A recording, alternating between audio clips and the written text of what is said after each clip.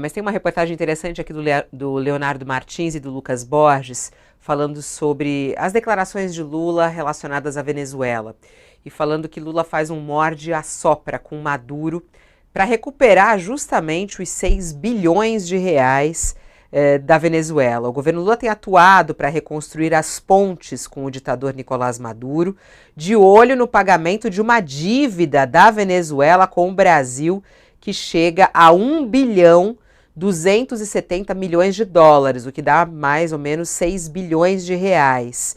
O Brasil encabeça o movimento de reinserção da Venezuela, o fim do isolamento da Venezuela nos blocos econômicos mundiais, fazendo essa articulação, né? Lula está à frente disso.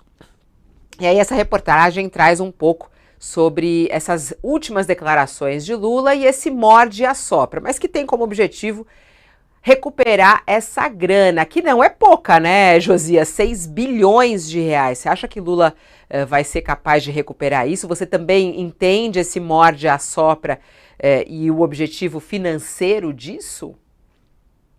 Não, até há hoje uma entrevista, ou uma continuação da entrevista que a nossa colega Mônica Bergamo fez com o Fernando Haddad, e o Haddad, instado a comentar as declarações do Lula, que relativizaram a ditadura na Venezuela, o Haddad disse: o Lula fez isso para se aproximar do Maduro, para ser parte da solução na Venezuela, para ser um ator relevante na negociação desse processo de reinserção da Venezuela na democracia. Eu entendo que, com certos temas, Fabiola, não se pode tergiversar. Um deles é democracia. Nós estamos experimentando isso no Brasil.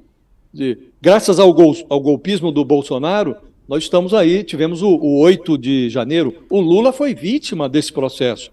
Com 8 dias de empossado, ele sofreu uma tentativa de golpe. Como um personagem como esse, como Lula, pode relativizar os valores da democracia? Não é aceitável, seja qual for o objetivo. Do mesmo modo, não se pode assoprar o regime ditatorial da Venezuela no pressuposto de que isso pode resultar no pagamento da dívida de 6 bilhões de reais, que é uma dívida que foi contraída em gestões anteriores do PT, justamente porque tratou-se a Venezuela como um país companheiro. E já naquela ocasião, a Venezuela era dirigida por autocratas, pelo Nicolás Maduro e antes dele o Hugo Chávez, autocratas companheiros. Liberou-se esse dinheiro todo, isso resultou num espeto de 6 bilhões de reais, que está aí.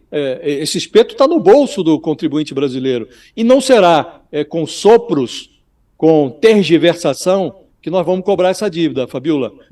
Dívida existe para ser cobrada com rigor. É dinheiro público, é dinheiro do contribuinte brasileiro. E o Lula tem que se portar diante da Venezuela como um democrata que lida com um ditador e tenta convencer esse ditador a devolver o seu país aos venezuelanos, devolver o seu país à democracia.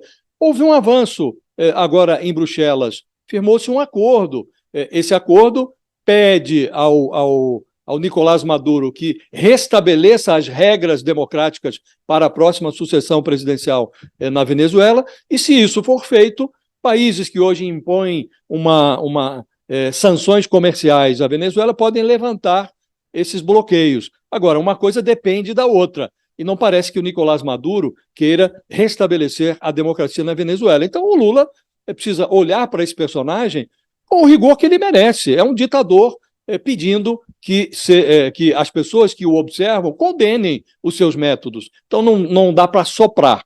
O sopro não resultará nem no pagamento da dívida, nem no restabelecimento da democracia na Venezuela.